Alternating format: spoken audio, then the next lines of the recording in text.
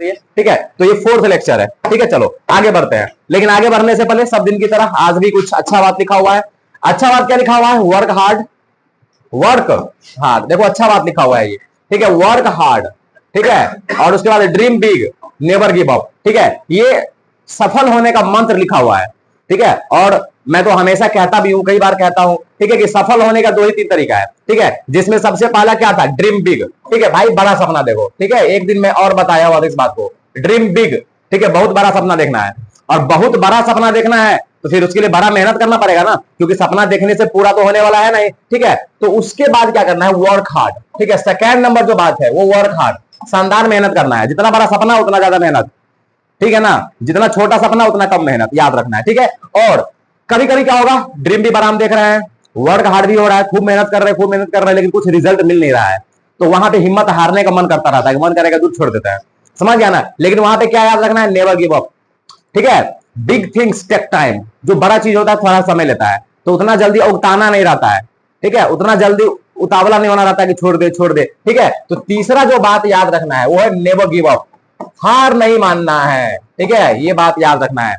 समझ गया ना? मन के जीते जीत है, मन के हारे हार।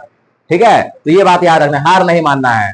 जो हार गया बिना लड़े उस पे है धिक्कार, यही है ना? ठीक है, ऐसा कुछ है। तो देख लो, ये 3 चीज है, बहुत काम का चीज है, समझ में आ गया होगा। चलो ठीक है, अपना चैप्टर स्टार्ट करते हैं। देखो हम लोग अपना कहानी को आगे बढ़ाते हुए, मतलब कहानी को आगे बढ़ा लेते हैं। देखो ये जो हमारा है ना अगला चीज, ये है मोलिक्यूलर डायग्नोसिस। कौन सा डायग्नोसिस? Molecular diagnosis. ठीक है, थोड़ा सा समझो मोलिक्यूलर डायग्नोसिस का, तुम कहानी समझो, बहुत आसान सा चीज है, इजीली समझ में आ जाएगा। बस थोड़ा सा कंसंट्रेशन यहाँ पे चाहिए सभी लोगों का।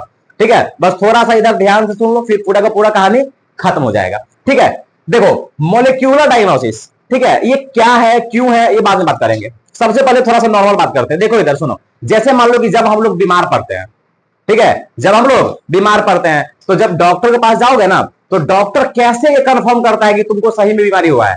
जैसे मान लो कि अगर किसी को ट्यूबरकुलोसिस हो गया, किसी को टीबी बीमारी हो गया, ठीक है, तो डॉक्टर कैसे पता करता है कि उसको टीबी बीमारी हो गया? तो डॉक्टर क्या करेगा?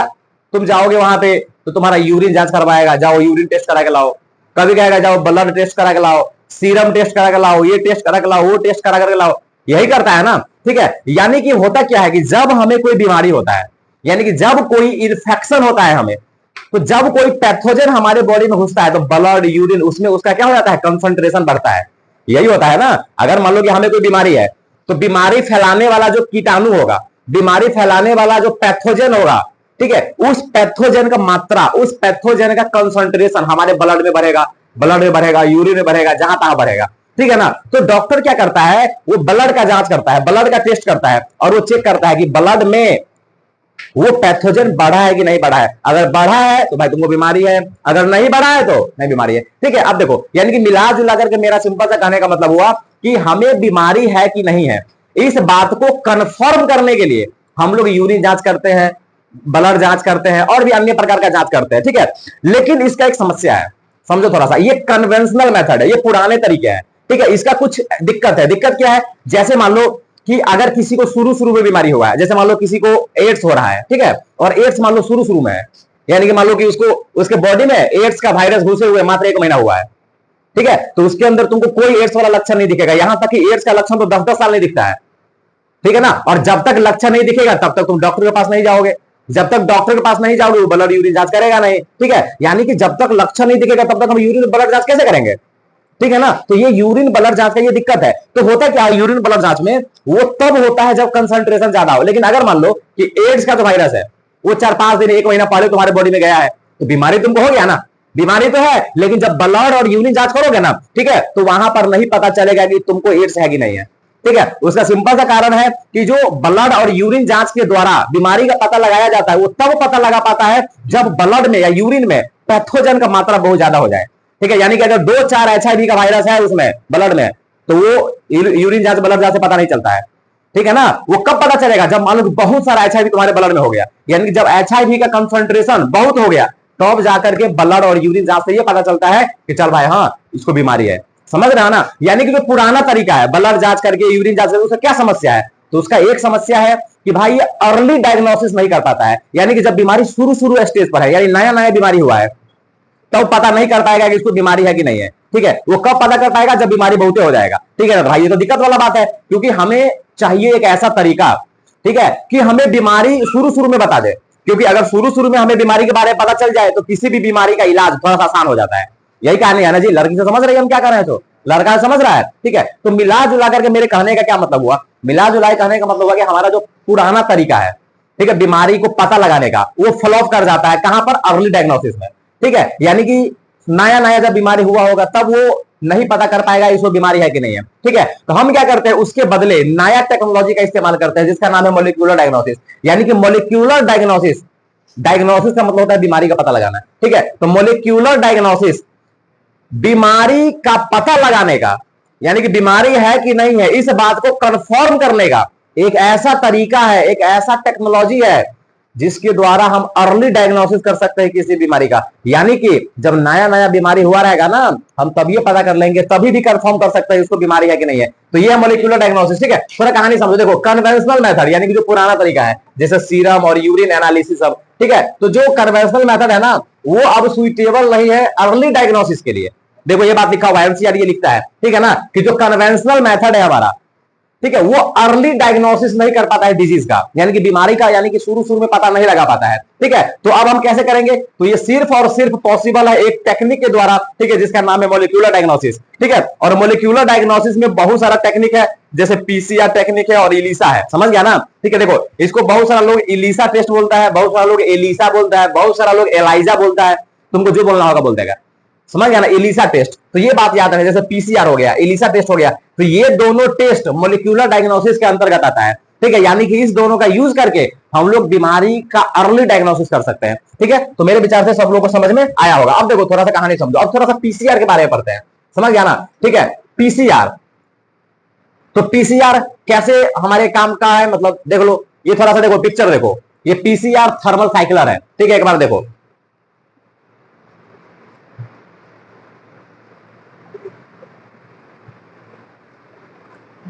देख लो, देख लिया। ठीक है, अब देखो सुनो, ये एनसीईआरटी क्या लिखता है, कहता है कि देखो कि जब पैथोजन नॉर्मली मतलब सिम्टम पैदा करता है तब जाकर के हमें बीमारी के बारे में पता चलता है। लेकिन गलत बात क्या है इसमें, गलत बात यह है कि इस टाइम पर पैथोजन का कंसंट्रेशन बहुत ज्यादा होता है बॉडी में। ठीक है, तो फिर अगर पता चल भी गया तो बीमारी के इलाज बड़ा मुश्किल हो जाता है। ठीक है, तो यहां पे हम लोग क्या करते हैं, पीसीआर का इस्तेमाल करेंगे। पीसीआर में very low concentration of bacteria या वायरस को भी हम डिटेक्ट कर सकते हैं पीसीआर का यूज करके। ठीक है ना, पीसीआर का क्या काम है, पीसीआर क्या करता है, अगर मान लो कि तुम्हारे पास एक डीएनए है, ठीक है, तो ये इसको एम्पलीफाई करता है। ठीक है, और एक डीएनए को एम्पलीफाई करके तुमको पता लगा देगा कि हाँ यहाँ पर, यानी कि अगर सिंगल डीएनए भी है अगर किसी के ब्लड में, बॉडी में अगर किसी का सिंगल डीएनए भी है, तो पीसीआर के पास क्षमता है उसको एम्पलीफाई करने का। पीसीआर पढ़ाए थे ना हम, नहीं देखा था, 3-4 बार रिपीट करते थे तो बिलियन में डीएनए बना देता था वो। ठीक है, तो पीसीआर के पास इतना क्षमता है कि अगर किसी के ब्लड में सिंगल डीएनए भी है ना, तो उसको इतना एम्पलीफाई कर देगा और वो कंफर्म कर देगा कि हाँ इसके पास किसी वायरस या बैक्टीरिया का डीएनए है। ठीक है ना, तो पीसीआर क्या करता है, ये बहुत ही कम कंसंट्रेशन ऑफ बैक्टीरिया या वायरस को भी पता कर सकता है। कैसे पता करेगा, तो एम्पलीफिकेशन ऑफ न्यूक्लिक एसिड के द्वारा। यानी कि अगर मान लो कि तुमको वायरस बीमारी फैलाया, तो उस वायरस का डीएनए चाहे आरएनए तुम्हारे बॉडी में होगा ना, ठीक है, तो उसको बोलते हैं न्यूक्लिक एसिड। तो उसी डीएनए और आरएनए का एम्पलीफिकेशन करके पता लगा देगा कि भाई इसको बीमारी है कि नहीं है। तो पीसीआर इस तरीके से काम करता है। ठीक है, एम्पलीफिकेशन ऑफ न्यूक्लिक एसिड याद रखना है। ठीक है, अब देखो पीसीआर का बहुत सारा यूज है, समझ गया ना, पीसीआर का कहां कहां यूज हो सकता है। ठीक है, एड्स पेशेंट का जांच करने में, समझ गया ना, अगर किसी को डाउट है कि भाई हमको एड्स है कि नहीं है, तो उसके लिए सबसे अच्छा टेस्ट होता है पीसीआर टेस्ट। ठीक है, ये बिहार बोर्ड ऑब्जेक्टिव पूछा होगा, ठीक है ना, कि एड्स की जांच करने के लिए क्या इस्तेमाल किया जाता है, ऑप्शन में दिया रहेगा पीसीआर, देखना। ठीक है, ऑब्जेक्टिव पूछा होगा बिहार बोर्ड कभी ना कभी, तो ये बात याद रखना है। पीसीआर का पहला यूज ये हो गया कि अगर एड्स के पेशेंट को डाउट है कि भाई हमें बीमारी है, ठीक है ना, तो फिर वहां पे वो पीसीआर के द्वारा कंफर्म होता है। ठीक है ना, उसी तरीके से कैंसर पेशेंट में भी। ठीक है, अब देखो सुनो, जैसे मान लो कि एक बंदा है और हमको डाउट है कि उसके सेल में म्यूटेशन हो गया है। क्या हो गया है, म्यूटेशन, समझ गया ना, मतलब सेल है कोई और उसमें क्या हो गया है, म्यूटेशन। तो कैसे पता चलेगा भाई, म्यूटेशन मान लो सिंगल डीएनए में म्यूटेशन हुआ, अगर मान लो कि लंबा चौड़ा म्यूटेशन हुआ तब तो ऐसे ही दिख जाएगा, तुम्हारा पूरा लक्षण बदल जाएगा। लेकिन अगर मान लो कि सिंगल सेल में या सिंगल डीएनए में अगर ये हो गया, म्यूटेशन हो गया, तो कैसे पता चलेगा। ठीक है, तो हम लोग क्या करते हैं, ठीक है, म्यूटेशन, कैंसर के पेशेंट में म्यूटेशन का पता लगाने के लिए भी हम लोग पीसीआर का इस्तेमाल कर लेते हैं। ठीक है ना, तो ये एक इसका यूज हो गया। और अदर जो जेनेटिक डिसऑर्डर है, यानी कि जो अन्य अनुवांशिक बीमारियां है, जेनेटिक डिसऑर्डर है, उसका तो हम पता लगा ही सकते हैं। ठीक है, तो देखो ये जनरली पीसीआर का 3 यूज है। पहला, ठीक है, एड्स का जांच करने में। दूसरा, जो कैंसर पेशेंट है उसमें जीन का म्यूटेशन हुआ है कि नहीं हुआ है ये कंफर्म करने में। उसके बाद अन्य बीमारियां, जेनेटिक डिसऑर्डर का भी हम लोग पता लगा सकते हैं। तो ये पीसीआर का यूज है, समझ गया ना। ठीक है, अब हम क्या करेंगे, देखो सुनो इधर। ठीक है, अब क्या किया जा सकता है, यानी कि कैसे करेंगे ये सारा चीज। मतलब हम तो समझ गए कि भाई पीसीआर ठीक है, ओके, इसमें हम लोग जीन का एम्प्लीफिकेशन करके जांच कर लेंगे और क्या क्या यूज है हम ये भी पढ़ लेंगे, लेकिन करेंगे कैसे। ठीक है, कैसे किया जाता है तो थोड़ा कहानी समझो, ये बहुत नॉर्मल सा बात है। ठीक है, देखो हम क्या करेंगे, ठीक है, हम क्या करेंगे, इसमें कुछ सेल ले लेंगे। क्या ले लेंगे, सेल। ठीक है, मतलब जिसका हमें जांच करना है, समझ गया, सेल। ठीक है, ये ले लिए, जैसे ब्लड सैंपल वगैरह कुछ भी, समझ गया ना। अब हम क्या करेंगे, ठीक है, अब जैसे मान लो कि एक वायरस है, जैसे मान लो कि हमें डाउट है कि जैसे मान लो हमें एचआईवी जांच करना है। ठीक है, एचआईवी जांच करना है तो हमें ना साइंटिस्ट लोगों को या डॉक्टर लोगों को पता होता है, ठीक है, कि एचआईवी का मतलब जो एचआईवी बॉडी में गया है, ठीक है, उसके डीएनए का सीक्वेंस कैसा है या आरएनए का सीक्वेंस कैसा है। एचआईवी आरएनए वायरस है, ठीक है, तो उसके आरएनए का सीक्वेंस कैसा है, ठीक है ना, वो सीक्वेंस उसको पता रहता है। ठीक है, तो उसके कंप्लीमेंट्री हम लोग एक जीन बना लेते हैं, समझ गया ना। यानी कि कंप्लीमेंट्री समझते हो ना, उसका उल्टा, जैसे उसमें ए टी होगा तो हम जीसी वाला बना लेंगे। ठीक है, ए के साथ ए होगा या टी होगा तो वहां टी ए हम बना लेंगे, यानी कंप्लीमेंट्री, ताकि दोनों चिपक जाए बाद में जाकर के। ठीक है, तो मान लो कि जो यहाँ पे वायरस है, ठीक है, जो यहाँ पे वायरस है उसका जीन तो इसमें होगा ही। ठीक है, तो हम क्या करेंगे, इसका कंप्लीमेंट्री बना लेंगे। क्या बना लेंगे, इसका कंप्लीमेंट्री बना लेंगे, यानी कि इसका हम लोग कंप्लीमेंट्री जीन बना लेंगे। ठीक है, ये काम करना है कि जो वायरस का हम लोग जांच कर रहे हैं उसका कंप्लीमेंट्री बना लेंगे। ठीक है, तो जैसे मान लो चलो ये कंप्लीमेंट्री जीन है, क्या है ये कंप्लीमेंट्री जीन है। अब इसके ऊपर हम लोग क्या करेंगे, एक रेडियो एक्टिव पदार्थ लगा देंगे। क्या लगा देंगे, रेडियो एक्टिव पदार्थ लगा देंगे, ये बात याद रखना है। ठीक है ना, कौन सा पदार्थ लगा देंगे, रेडियो एक्टिव मॉलिक्यूल लगा देंगे। इसका नाम होता है प्रोब। क्या नाम होता है, प्रोब। यानी कि जो रेडियो एक्टिव सब्सटेंस यहां पर हम अटैच कर दिए ना इस जीन में, जो कंप्लीमेंट्री जीन था उसे हम अटैच कर दिए। क्या अटैच कर दिए, प्रोब अटैच कर दिए। प्रोब मतलब जो कोई रेडियो एक्टिव सब्सटेंस है। ठीक है, अब क्या करेंगे, इसको हम इसमें डाल देंगे, जिसमें हम जांच कर रहे हैं उसमें डाल देंगे। तो ऐसा में क्या होगा, तो देख भाई, वायरस का जीन है, फिर उसका कंप्लीमेंट्री जीन है, तो दोनों क्या करेगा, जुड़ जाएगा। दोनों क्या करेगा, जुड़ेगा, एम्पलीफाई करेगा, एम्पलीफाई करेगा, एम्पलीफाई करेगा, एम्पलीफाई करेगा, समझ गया ना। और रेडियो एक्टिव है तो बहुत सारा इसमें रेडियो एक्टिव सब्सटेंस हमको दिखेगा, और इस तरीके से हम कंफर्म हो जाते हैं, ठीक है ना, कि चलो भाई यहाँ पे कहानी कुछ हो रहा है, समझ गया ना। तो इस तरीके से हम लोग काम करते हैं पीसीआर का इस्तेमाल करके। ठीक है, तो पीसीआर में क्या करेंगे, जो सिंगल स्ट्रैंडेड डीएनए आरएनए होगा, ठीक है, उसको हम लोग रेडियो एक्टिव मॉलिक्यूल से टैग कर देंगे। क्या कर देंगे, रेडियो एक्टिव मॉलिक्यूल से टैग कर देंगे। ठीक है, और उसको कंप्लीमेंट्री में कन्वर्ट करके उसका क्लोनिंग जांच करते हैं। ठीक है, और फिर ऑटो रेडियोग्राफी के द्वारा जांच करते हैं, समझ गया ना। तो ये हमारा क्या है, इस तरीके से हम लोग पीसीआर टेक्निक का यूज करते हैं। ठीक है, तो ये बात याद रखना है। एक कंप्लीमेंट्री जीन बना लेंगे, रेडियो एक्टिव सब्सटेंस, उसके बाद उसमें उसको डालेंगे, और उसके बाद जो ऑटो रेडियोग्राफी टेक्निक है उसका इस्तेमाल करके हम लोग पता लगा लेंगे कि भाई उसमें कंफर्म कर लेंगे कि अच्छा भी है कि नहीं है। ठीक है, तो इस तरीके से काम होता है। अब देखो सुनो, ये तो हम समझ गए कैसे कंफर्म होता है बीमारी। अब अभी हम तो ये भी पढ़ रहे हैं ना कि म्यूटेशन का भी जो है ये काम कर देगा। ठीक है, तो म्यूटेशन कैसे पता लगेगा। ठीक है, अब देखो सुनो, अब देखो सेम कहानी है, बस देखो सेम, जैसे मान लो जिस जीन का हमें म्यूटेशन जांच करना है उस जीन को इसमें डाल देंगे। अरे सुनो इधर सब लोग, जिस जीन का म्यूटेशन जांच करना है उस जीन को यहां डाल देंगे, और हम कंप्लीमेंट्री डाल रहे हैं। अब तुम सोचो कि हम जो कंप्लीमेंट्री बनाए हैं, अगर इस जीन में म्यूटेशन हो गया होगा, म्यूटेशन मतलब वो जीन का पिक्चर चेंज हो गया होगा, यानी ए टी रहा होगा तो पहले हो सकता है अब जीसी हो जाए। अरे कहानी समझ आ रहा है ना। ठीक है, तो अगर मान लो कि इसमें म्यूटेशन हुआ होगा, अगर म्यूटेशन इसमें हुआ होगा तो हम जो कंप्लीमेंट्री डाल रहे हैं वो दोनों नहीं ना जुड़ेगा, यानी कि आगे का प्रोसेस नहीं ना करेगा वो। ठीक है, क्यों, क्योंकि भाई अगर देखो हम कंप्लीमेंट्री किस हिसाब से बनाए हैं, जो पुराना जीन था हमको थोड़ी पता है कि उसमें म्यूटेशन हो गया है, तो हम तो कंप्लीमेंट्री उस हिसाब से बनाए हैं। लेकिन अगर मान लो कि हम कंप्लीमेंट्री डाले और दोनों मिलकर के फिर भी कुछ नहीं किया, इसका मतलब जरूर इसका जीन क्या हो गया है, बदल गया है। क्योंकि नहीं बदला रहा था तो कंप्लीमेंट्री के साथ वो मिलकर के आगे का प्रोसेस करता ना।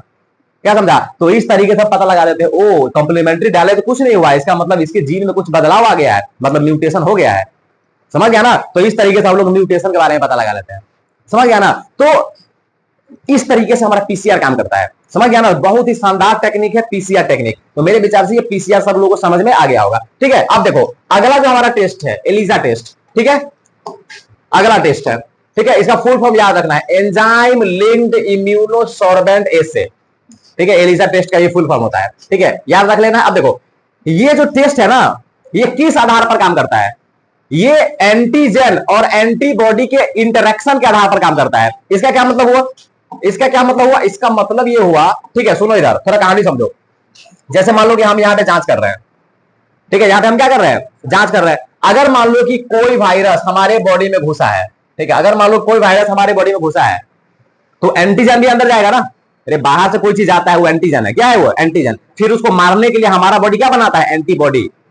समझ गया ना? यानी कि जब बाहर से कोई चीज घुसेगा तो उसको बोलेंगे एंटीजन। क्या बोलेंगे? अब उसको मारने के लिए हमारा बॉडी जो प्रोटीन बनाया उसको क्या बोलेंगे? एंटीबॉडी। समझ गया ना? तो अगर मान लो कि कोई वायरस तुम्हारे बॉडी में घुसेगा तो फिर वो एंटीजन अंदर लेके जाएगा ना।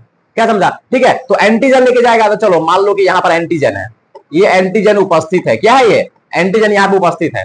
क्या समझा? अब हम क्या करेंगे पता है? देखो हमको पता रहता है, डॉक्टर जो होता है ना या जो साइंटिस्ट होता है ना, उसको पता होता है कि भाई HIV अगर घुसा है तो कौन सा एंटीजन लेके जाएगा, और जब HIV घुसेगा तो कौन सा एंटीबॉडी हमारा बॉडी बनाएगा। ठीक है, तो हम क्या करेंगे? स्पेशल एंटीबॉडी बना के रखते हैं पहले से कि चल भाई ये जो एंटीबॉडी है ये HIV में काम आएगा। समझ गया ना? अब इस एंटीबॉडी को इसमें डाल देंगे।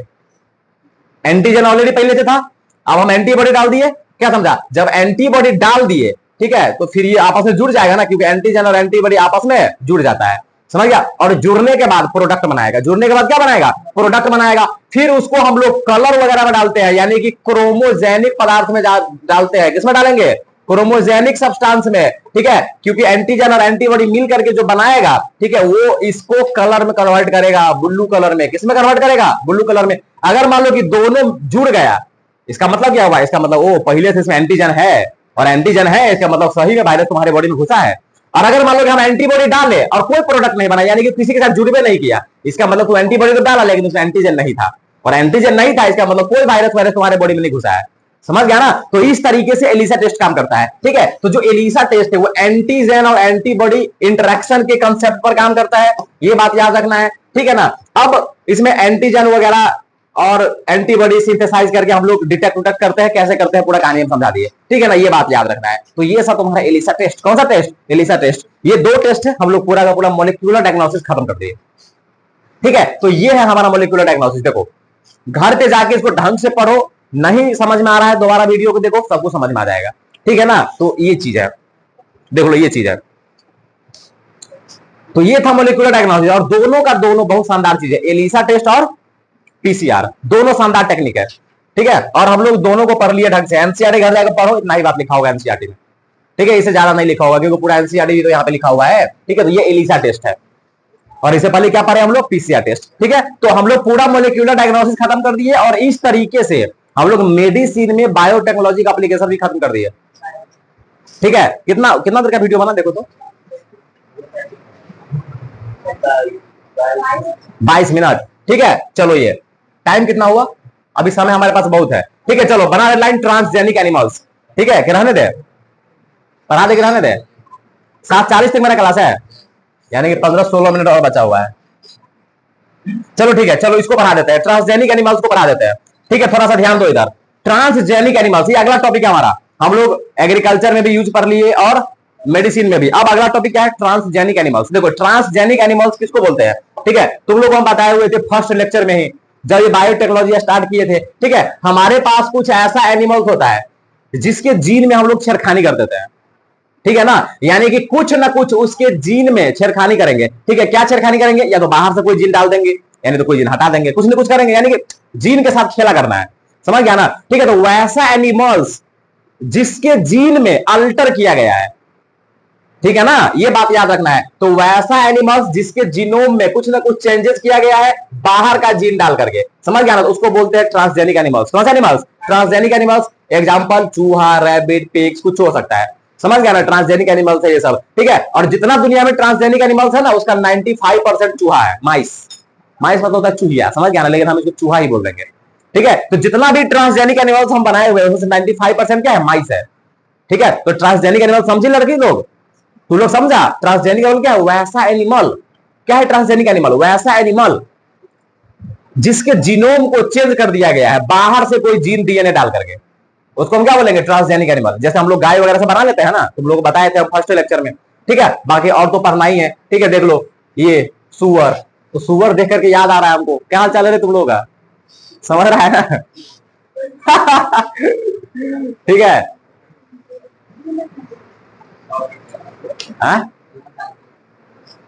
किसी का शकल मैच कर रहा है इसे, इसमें लड़की साइड देखो किसी का मैच करेगा। ठीक है चलो, इतना मजाक नहीं किसी को उड़ाना है। आओ देखो इधर, ए लड़का देखो, ट्रांसजेनिक एनिमल्स हम लोग क्यों बनाते हैं, ठीक है, क्या क्या फायदा है, ठीक है। जैसे 95% हम चूहा बना के बैठे हुए हैं, क्या करेंगे उसको लेकर के? तो देखो भाई, जब भी कोई हम एक्सपेरिमेंट करते हैं ना, मान लो कि कोई चीज हम बना लिए बायोटेक्नोलॉजी की दुनिया में, अब उसका हमें यूज करना है, तो अब इंसान पे तो यूज नहीं ना करेंगे हम, नहीं समझा? अब मान लो हम वैक्सीन बनाए तो इंसान पे इस्तेमाल कर लेंगे, प्रयोग इंसान पे करेंगे, मर जाएगा वो, ठीक है। तो वहां पे हम लोग चूहा का यूज करते हैं, समझ गया ना? तो इसीलिए हम लोग बहुत सारा ट्रांसजेनिक एनिमल बना करके रखे हुए हैं, ठीक है, और उसपे एक्सपेरिमेंट वगैरह करते रहते हैं, जो जांच वगैरह है वो करते रहते हैं, समझ गया ना? ठीक है चलो, तो क्या बेनिफिट है ट्रांसजेनिक एनिमल का, समझ गया ना? इसको क्या करेंगे हम लोग अगले लेक्चर में पढ़ लेंगे, ठीक है, और उसके बाद फिर थोड़ा सा कहानी को आगे बढ़ाएंगे, ठीक है ना? मिला जुला करके 2 दिन के अंदर ये चैप्टर खत्म होने वाला है, ठीक है। तो चलो फिर अभी समय है, तो प्रत्येक आदमी इसको लिखना चालू करो, ठीक है। मॉलिक्यूलर डायग्नोसिस लिखो, लिखो जल्दी लिखो।